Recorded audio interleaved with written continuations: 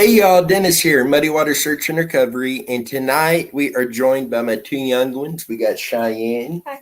We got Brantley, and we want to tell all of you from our family to yours, Merry Christmas. We hope you have an incredible Christmas, a Happy New Year. We're looking forward to 2024 and everything that this year is going to bring.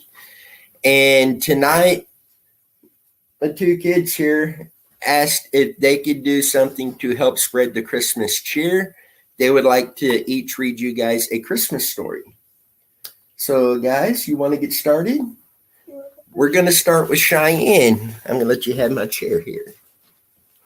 I'm reading Frosty the Snowman.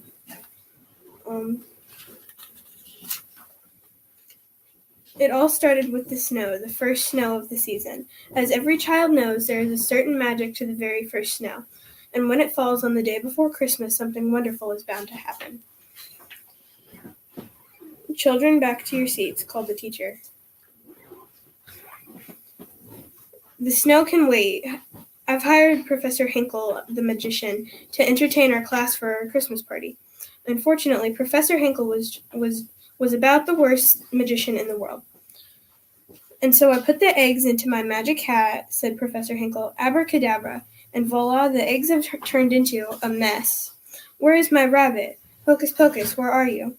He didn't know that his rabbit, Hocus Pocus, was hiding in the hat. The only thing that this hat is good for is the trash can, said Professor Hinkle. But the hat didn't stay in the trash for long. The hat, with Hocus Pocus underneath, hopped out the door. That was when the bell rang. The children were free for the whole Christmas holiday. Hey, look at the snow, cried the children as they ran outside. They worked together to build the first snowman of the season. Once the children had given him eyes, a nose, and a mouth, it was time to name him. How about Frosty, said Karen. Frosty the Snowman. The children danced around Frosty as they sang about his button nose and his eyes made out of coal. Come back here, you, cried Professor Hinkle, chasing Hocus Pocus. Suddenly, a gust of wind blew the hat onto Frosty's head. Happy birthday, said the snowman. Karen gasped and said, That hat brought Frosty to life. It must be magic. When Professor Hinkle heard that, he wanted the hat back. But it's not yours anymore, protested Karen. This hat will make me a millionaire, said the greedy magician, taking the hat back. Hocus Pocus felt that the hat really did belong to Frosty. So he hopped back to Frosty and the children as fast as he could, returning the magic hat. Happy birthday, said Frosty again as soon as the hat was placed on his head. Hey, I said my first words. I'm alive. What a neat thing to happen to a nice guy like me. The hat made Frosty dance around. The children cheered as Frosty began to laugh and play with them. There had never been such a wonderful winter day. When the sun peeked out from behind the clouds, Frosty exclaimed, Oh, I'm all wishy-washy. I'm starting to melt. The children knew they needed to take Frosty someplace where he'd never melt, like the chilly North Pole. They decided to go to the railroad station to find a train for Frosty. Let's have a parade through town, shouted Frosty. Come on, kids, follow the leader. All too soon it was time for the train, and Frosty had to leave. I'll go with you, Frosty, said Karen. I'm sure I'll be back in time for supper. Karen, Frosty, and Hocus Pocus jumped onto a refrigerated box car on a freight train headed north. No one saw Professor Hinkle sneak under the train car and hold on. A refrigerated boxcar is a splendid way to travel. Splendid, that is, for a snowman or a furry-coated rabbit. But for a little girl like Karen, it was just too cold. So when the freight train made a stop, Frosty got them all out. No one saw Professor Hinkle jump off too. Frosty took Karen and Hocus Pocus to a wooded glen, where they found animals decorating the trees for their big celebration. They knew Santa Claus was coming that night. After Hocus Pocus spoke to the animals, they agreed to build a campfire to keep Karen warm. But it didn't take long for Professor Hinkle to catch up with the friends. Get on my shoulders, Karen. Get on my shoulders, Karen, cried Frosty. Frosty, since he was made of snow, was the fastest belly whopper in the world.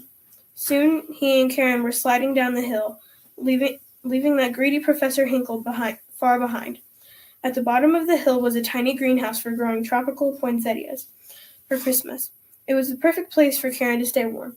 Frosty, you'll melt in here, warned Karen. I'll only be inside for a minute, Frosty assured her. But that nasty Professor Hinkle caught up with them once again. He locked the door, trapping his friends inside. That night, Hocus Pocus led Santa Claus to the greenhouse to save Frosty. But then poor Frosty had melted completely. Don't cry, Karen, Santa said kindly. Frosty's not gone for good. You see, he was made out of Christmas snow.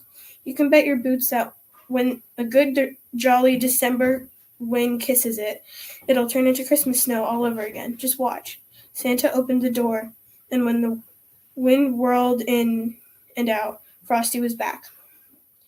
Santa was about to place the magic hat on Frosty's head when Professor Hinkle shouted, I want that hat, and I want it now.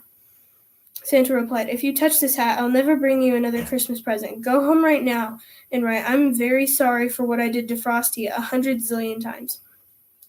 Then maybe, just maybe, you'll find something in your stocking tomorrow morning. Professor Hinkle was very sorry indeed. He ran straight home and started writing. Happy birthday, said Frosty once more. Karen was happy to see her friend again, but now it was time to go home. Santa put Karen in his sleigh and promised her that he would take Frosty back to the North Pole with him. Karen hated to say goodbye to Frosty, but Santa said that Frosty could return every year with the magical Christmas stuff.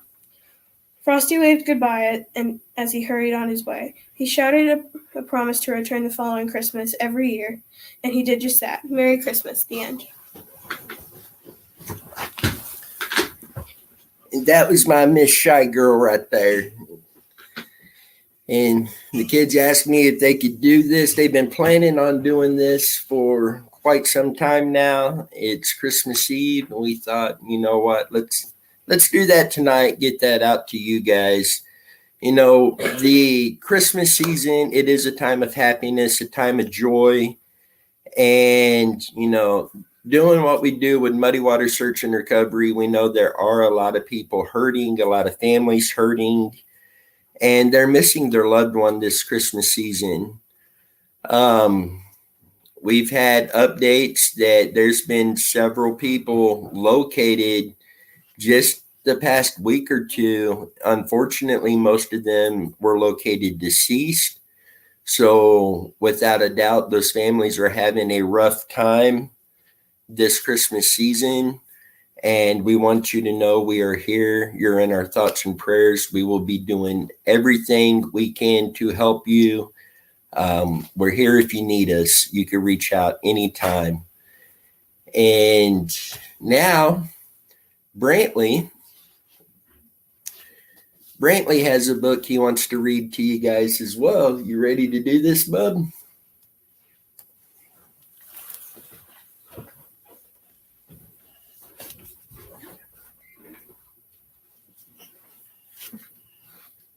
Was the night before Christmas. Was the night before Christmas when all through the house not a creature was stirring, not even a mouse. The stockings were hung by a chimney with care in hopes that St. Nicholas soon would be there. The children were nestled all snug in their beds, while visions of sugar plums danced in their heads. And Mama and her kerchief and I and my calf had just settled to our branch for a long winter's nap. When out on the lawn there arose such a clatter. I sprang from my bed to see what was the matter, and to the window I flew like a flash, tore open the shutters, and threw up the sash.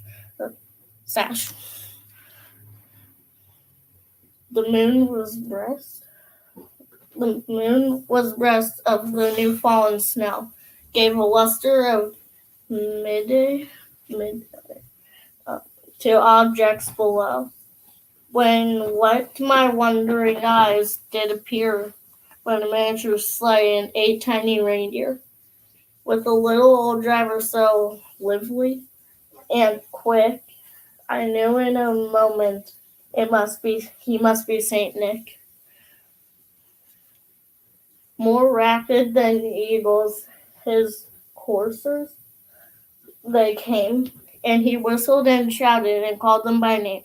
now Dasher, now Dancer, now Prancer and Vixen, on Comet, on Cupid, on Donner and Blitzen, to the top of the porch, to the top of the wall. Now dash away, dash away all. As leaves that before the wild hurricane fly, when they meet with an obstacle, mount to the sky, so up to the housetop the coursers they flew. With the sleigh full of toys and St. Nicholas too. And then in a twinkling I heard on the roof the prancing and pawing of each little hoof. As I drew in my head and was turning around down the chimney, St. Nicholas came with a bound. He was dressed all in fur from his head to his foot, and his clothes were tarnished with ashes and soot, and a bundle of toys he had flung on his back, and he looked like a peddler just opened his pack. His eyes, how they twinkled, his dimples, how merry. His cheeks were like roses, his nose like a cherry. His droll little mouth was drawn up like a bow, and the beard on his chin was as white as the snow.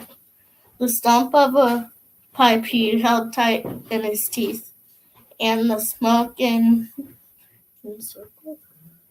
encircled his head with like a wreath. He had a broad face and a little round belly that shook when he laughed like a bowl full of jelly. He was chubby and plump, a right jolly old elf. And I laughed when I saw him in spite of myself.